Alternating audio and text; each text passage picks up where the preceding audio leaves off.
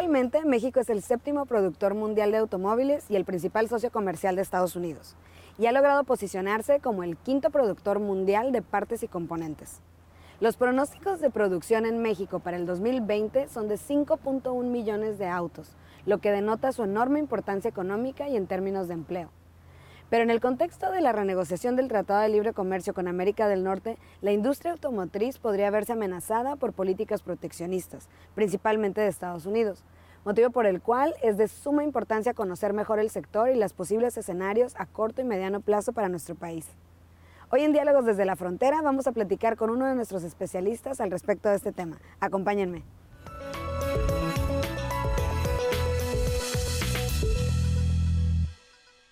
Actualmente, México es el séptimo productor mundial de automóviles y su principal socio comercial, Estados Unidos, y ha logrado posicionarse como el quinto productor mundial de partes y componentes.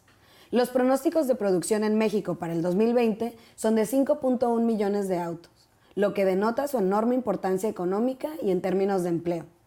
En el contexto del Tratado de Libre Comercio y su renegociación, esta industria y su entorno podrían verse amenazadas por las políticas proteccionistas que surgen de algunos países y principalmente de Estados Unidos. Y hoy sobre este tema tenemos en el programa al doctor Jorge Carrillo Viveros. Él es profesor investigador del Departamento de Estudios Sociales del COLEF y nos va a hablar más de este tema. Bienvenido, doctor Carrillo. ¿Qué tal? ¿Cómo estás? Bien, por la invitación. En el contexto de la renegociación que está sucediendo actualmente entre Estados Unidos, Canadá y México, ¿cuál es el contexto y el rol de la industria automotriz? Bueno, el contexto es que hay un déficit comercial muy fuerte en Estados Unidos en relación al sector automotriz, poco con Canadá, pero sobre todo con México, y esto ha hecho desde que inició la presidencia de Trump, o incluso antes, pues una presión fuerte para tratar de que sea más balanceado este déficit o que hubiera un superávit. Y él básicamente pues culpa a México, ¿verdad? Porque hay mucha inversión, muchas exportaciones, entonces culpa a México, digamos, de esta situación. Bueno, entonces esto es por un lado, pero por otro lado lo que sabemos los que hemos estudiado el sector es que en primer lugar no es un asunto de país a país, es un asunto de empresas, de corporativos, ya sean las famosas OEMs o las empresas de marca como Volkswagen, Ford, Nissan, Toyota, cualquiera de ellas, o las empresas que no ve uno sus marcas, pero que están dentro de los autos, dentro de los vehículos, como Delphi, Valeo, Bosch, muchas Siemens, miles, ¿no?, de empresas hay. Entonces, estas son las empresas que son las que producen el comercio y el flujo. Y generalmente es un flujo entre ellas mismas. Mucho del comercio es intrafirma, cómo reestructuran las empresas en función de las estrategias de ganancia, cómo reestructuran el mundo y en este caso la región NAFTA para relocalizar. Entonces, primera cosa es que hay que entender que el comercio es entre firmas y mucho es en la propia firma, ¿no? Entonces este déficit no es tanto de que sea el México como ganador, sino son estrategias de las empresas y las empresas mismas van relocalizando. Y la segunda es que esta relocalización pues tiene que ver con un proceso que inició hace 50 años y del que hemos hablado aquí, de la industria maquiladora, que es lo mismo, que quiere decir las empresas se relocalizan donde es más barato y que obtienes la misma o mejor calidad y eres competitivo en una región más económica. Entonces, México es económico para Estados Unidos como costo de producción unitario, no solo en salarios, sino en logística y en transporte, en infraestructura, en utilities, en muchas cosas. Y esto hace que, hombre, habrá algunas cosas que en concreto sean más caras, pero en general, como un país somos muy baratos, y particularmente en la mano de obra calificada y no calificada, incluyendo gerentes, ¿verdad? ¿Por qué? Pues porque hay un diferencial fuerte con Estados Unidos. Entonces, estas condiciones, digamos, son las que permiten entender por qué se han venido muchas de las empresas para acá, Pero desde que vinieron han estado aquí desde los 90, ¿no? Antes, un poquito, de los 80 estaba el sector automotriz exportador, en los 90 se fortalece y ya con el NAFTA pues viene muy fuerte, sobre todo con las reglas de origen, pero digamos, es una tendencia que ya lleva mucho tiempo y las empresas nos ven a nosotros como parte de una región. Vamos a mandar las cosas que no importan, más baratas a otro país. No, es un concepto de región integrado desde ellos, desde el propio pensamiento, digamos, de los corporativos como GM y Ford y muchos otros. O sea, no es tanto un contexto a lo mejor solo político, sino que también es una cuestión corporativa entre las mismas empresas. Y quisiera que nos platicaras más de esto y más también de cuál es el escenario actual de México, cómo se sienta a renegociar esta parte desde la visión de la industria automotriz. No se vayan, seguimos en Diálogos desde la Frontera con el doctor Jorge Carrillo. Regresamos.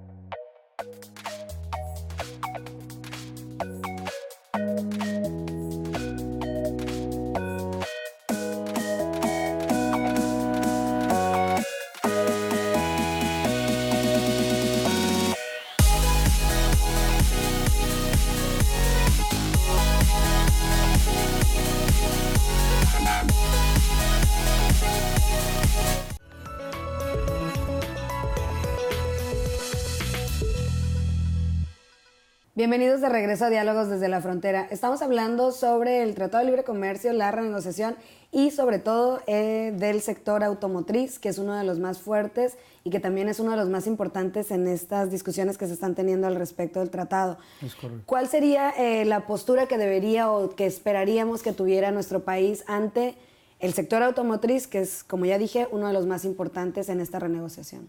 Pues la postura que tiene México y que comparto es tratar de conservar, digamos, los factores que han permitido la competitividad en el país, modernizar sin duda todo aquello que se requiere para poder avanzar y tratar de evitar, digamos, que no entren algunas cuestiones críticas como la regla de origen por país, que eso no... ¿Qué significa?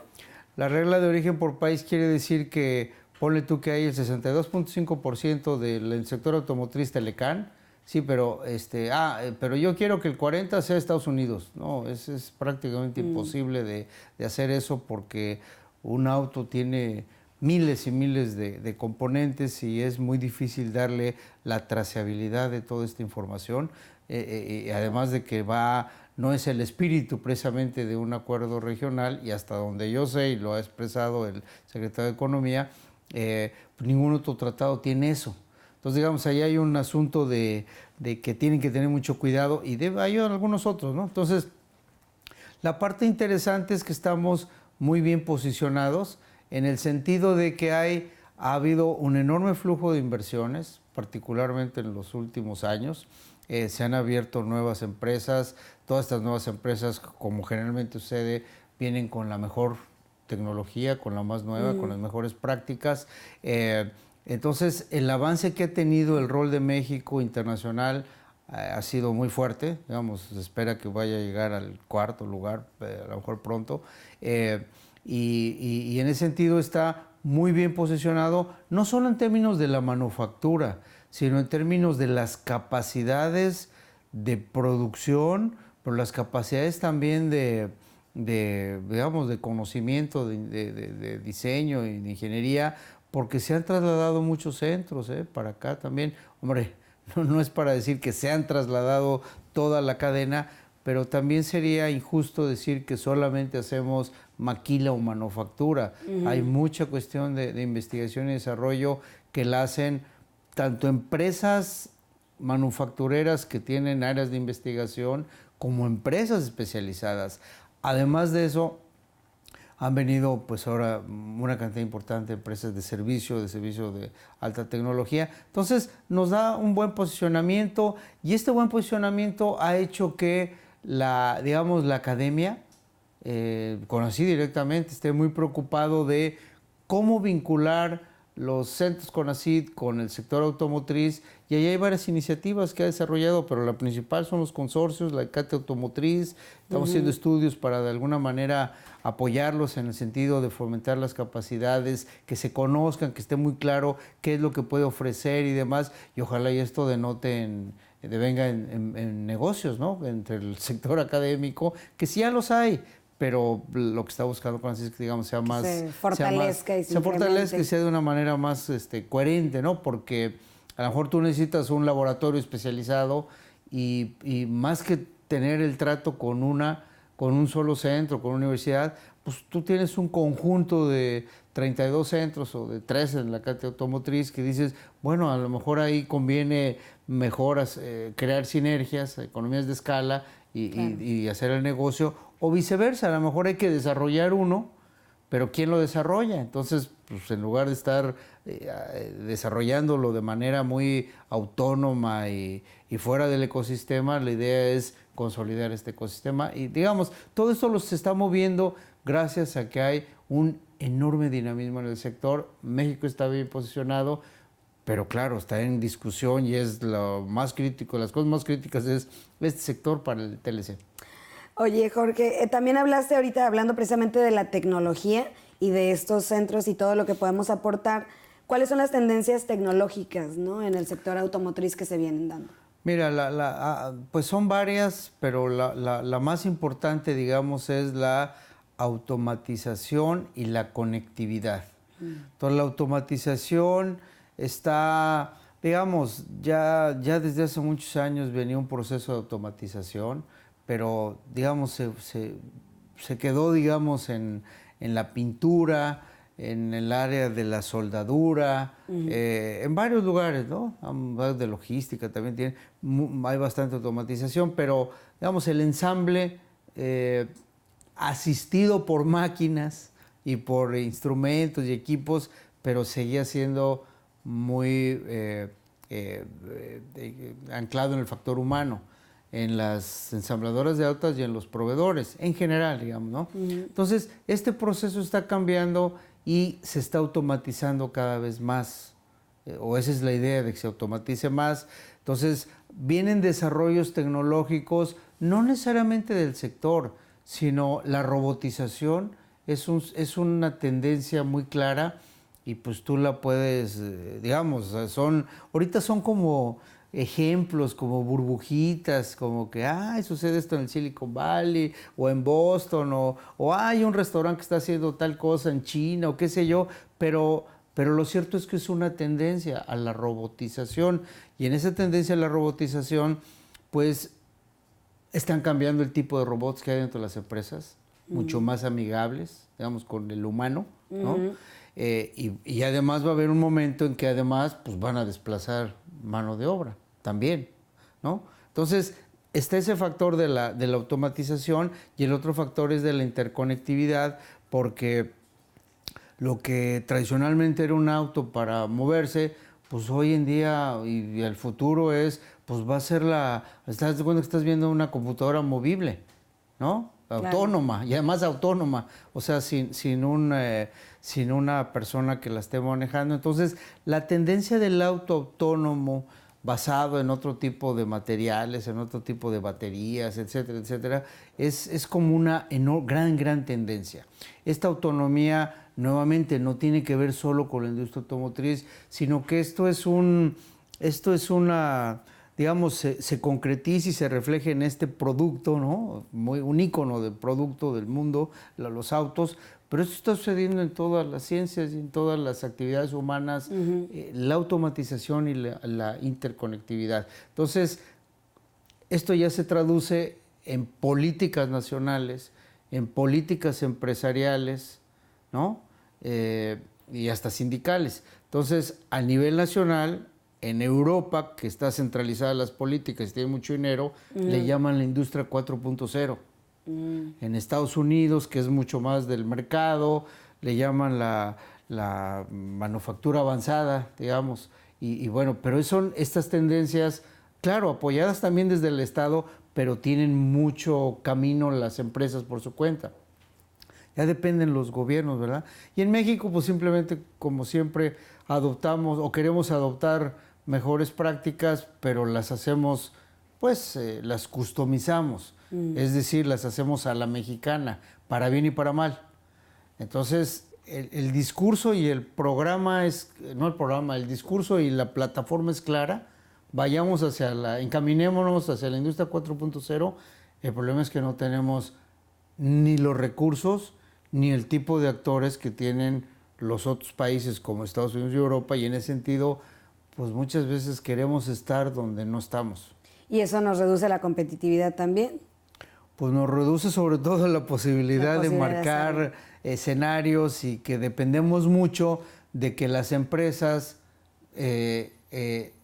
este proceso de nuevas tecnologías lo hagan en México y sigan y estemos participando. Ahora, pero se están moviendo muchas cosas, porque hay muchas iniciativas de universidades con empresas para desarrollar autos autónomos, ciertos productos, ciertas apps. O sea, es como estamos en un momento que está habiendo un cambio muy fuerte de tecnología. De paradigma. Y en ese también. cambio de paradigma se abren enormes oportunidades, y entonces muchos jovencitos que están haciendo desarrollos en universidades y en esto, pues nunca sabes, pero puede ser algo que vaya a entrar que vaya poco a poco creciendo. Que vaya poco creciendo y que se vaya integrando en productos, etcétera, servicios, ¿no? Entonces hay muchas oportunidades, está cambiando el juego.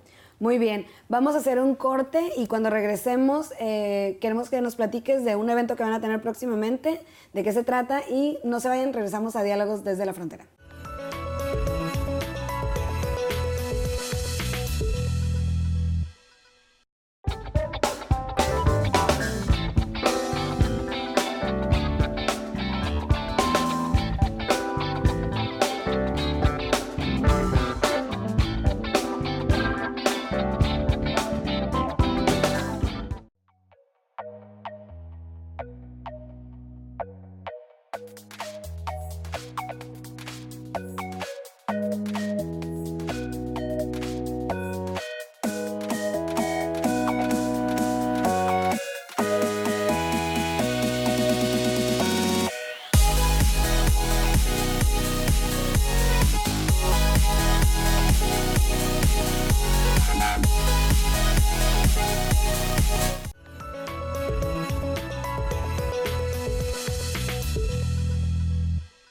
Bienvenidos de regreso a Diálogos desde la Frontera.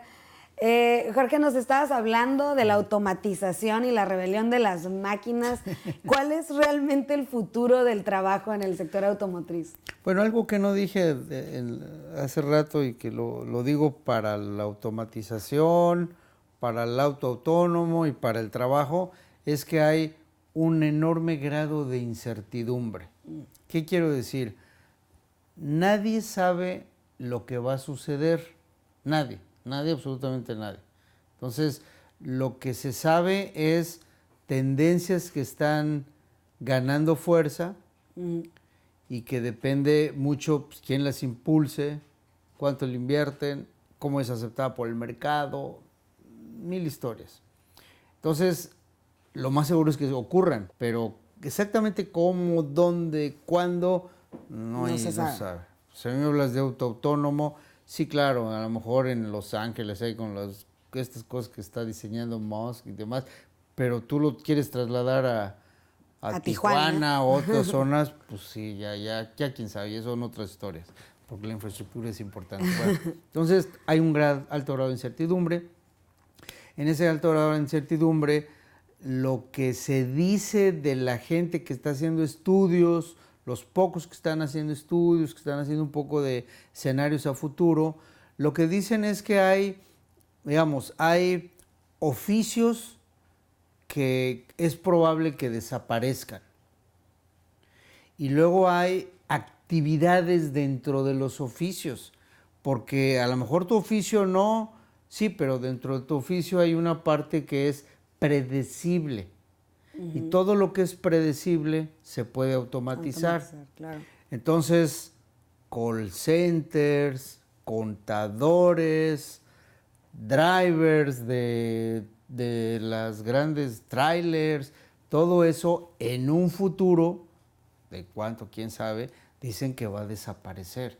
Todo eso se va a automatizar. Vaya, depende lo que uno lee, las opiniones que tienen diversos, pero por decirte algo, un gerente de un corporativo como que necesita demasiadas variables para entender lo que está ocurriendo, demasiada información. Bueno, entonces también se habla de que en la medida que aumenta la cantidad de información, ¿no? Los bancos, los datos de minería, ¿no? El Big Data y todo eso, todo eso va a llevar a que incluso gerentes de alto nivel sean procesos automatizados, porque los robots ya pueden entender, ¿no? Entonces, por ejemplo, ahorita es una anécdota, pero es interesante.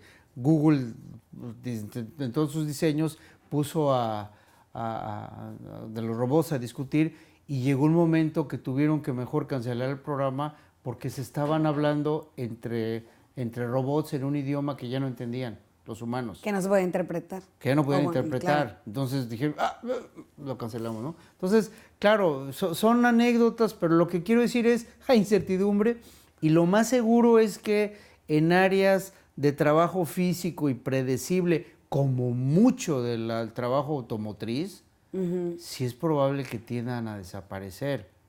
Ahora, cuando se dice tienden a aparecer empiezan a sustituirse por otros tipos de trabajos calificados, a lo mejor son menos, entonces ahí viene la discusión de si a los robots, y por robots no creas que es una persona, ¿no? A veces una maquinita ahí, claro. ¿no? Pero los robots, que a lo mejor se les debería cobrar impuesto. Porque, claro, pues son los que están generando el valor, entonces, y están en un país, etcétera. Claro, hay esta idea, ¿verdad?, de algunos de que deberían de cobrar el impuesto a los robots. Entonces, está incierto y sí puede afectar. Entonces, ahorita las discusiones y lo que uno escuche parece como que no va a pasar nada. No, sí va a pasar. ¿Cuándo? ¿Quién sabe? Porque son procesos.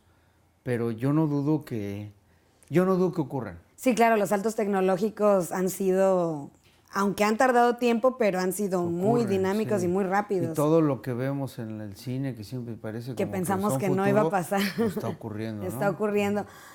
Muy bien, y finalmente quisiera que nos hablaras, van a tener un evento a propósito de la industria automotriz y este tema. Sí, la CEPAL, Chile, México, nosotros, el Corredor de la Frontera Norte y la Red ITIAM del sector automotriz, estamos organizando un evento el 10 de octubre en Hermosillo, Sonora, precisamente para discutir sobre los cambios tecnológicos y los retos de este sector, y pues los esperamos por ahí. Va a venir gente de la CEPAL, muchos investigadores, esperemos que gente de la Secretaría de Economía, de ProMéxico, de alguien de las empresas, etcétera. Entonces, estamos buscando la manera de que esté representados los diferentes actores y, bueno, discutir este tema que, independientemente que esté en la mesa, digamos, del Telecán, de la negociación del Telecán, es un tema que siempre merece ser discutido en todos los momentos.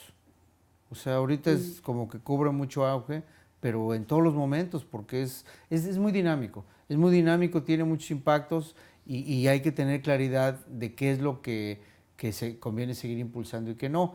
Uno de los grandes problemas que tenemos es un gran sector, ¿verdad? Tiene muchísimas oportunidades, ya lo dije, pero uno de los grandes problemas es que está muy anclado a los bajos salarios. Y los bajos salarios dependen no solo de las empresas, de su estrategia, sino del contexto. Y nuestro contexto, en lugar de elevarlos, o sea, el contexto quiere decir las políticas de gobierno, los sindicatos, todo esto, en lugar de fomentarlo, toda la regulación laboral, pues lo que hace es atenderlo hacia la baja, ¿no? Entonces, hay un problema interno muy fuerte y aparte que por las empresas Si te dicen paga lo que quieras, pues pagan lo que quieran. Claro, que creo que son como varias las variables que intervendrían en pensar en cómo plantear una renegociación, específicamente en el tema de la industria automotriz, que es tan grande, tan importante y que, pues como dices, va a seguir evolucionando y tendremos que seguir siendo competitivos.